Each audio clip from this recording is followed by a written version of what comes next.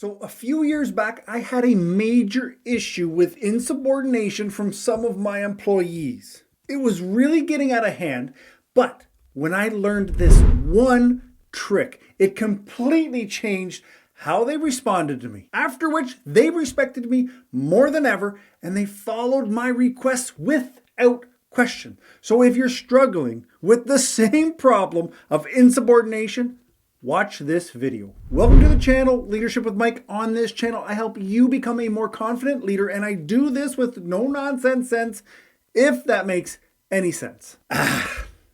Insubordination. It is a pain in the ass for every boss in existence. It's like having a child who constantly disobeys, except in this case, you can't just send them to their room. But what exactly is insubordination? Simply put, it's when an employee refuses to follow a directive given by you, their supervisor, or they act in a way that is disrespectful and defiant towards you, their supervisor. I can tell you this, and you probably already know it. Dealing with insubordination is absolutely not fun. But let's talk about why employees may choose to be insubordinate. Sometimes, it's simply a matter of miscommunication or misunderstanding. Maybe the employee didn't understand or didn't fully understand what was expected of them, or they have a different interpretation of the situation than you do. This is fair enough.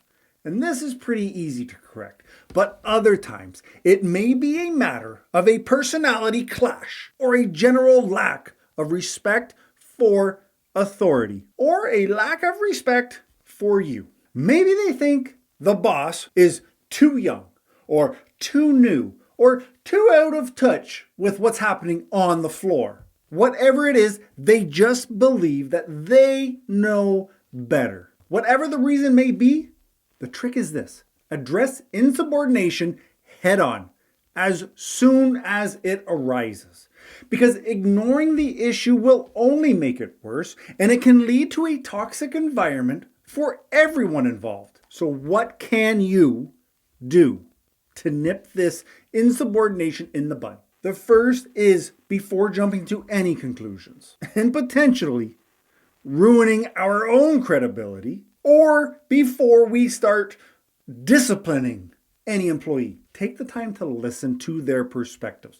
Try to understand where they're coming from and why they may be acting in a certain way. This will help you address the root cause of the issue and prevent it from happening in the future. This isn't to say that what they're saying is right, but possibly the reason they have this thought process, the reason they're acting this way, may be something that we can fix together. Next is that you have to set expectations. It's important to clearly communicate your expectations to your employees. Make sure that they know what's expected of them and what the consequences will be if those expectations are not met. You are managing adults. Even if it doesn't always feel that way, you need to clearly define the boundaries. This will help prevent any confusions or misunderstandings further down the line. Next is, you are a coach. Sometimes employees may need additional training or coaching in order to understand how exactly to perform a certain task or to how to behave in a certain way. Don't be afraid to provide this feedback, to provide this guidance, to help them improve. Next is that you need to stand up for yourself. If an employee is being insubordinate, if they're being a jerk, if they're being rude, it's important to stand up for yourself as their supervisor. Let them know that their behavior is not acceptable and that it will not be tolerated. You need to be firm and direct in your language, and you also want to make sure that you're being respectful.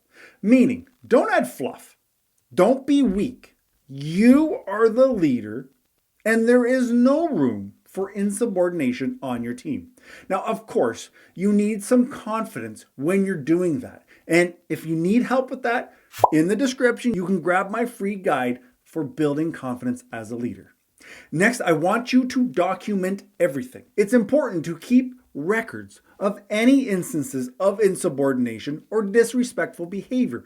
This is going to help you track patterns and identify any recurring issues. It can also be useful in the event that you need to take disciplinary action. Insubordination is never easy. Remember, stay calm, be firm, treat your employees with respect, but also remember that you were hired to do a job, which is to lead all of your staff, not to be bossed around, not to be undermined by certain individuals. So be professional and handle your shit. If you want a real life example of how I was able to help one of my students deal with an undermining employee, watch this video next and get your coffee because I'll see you there. Ciao.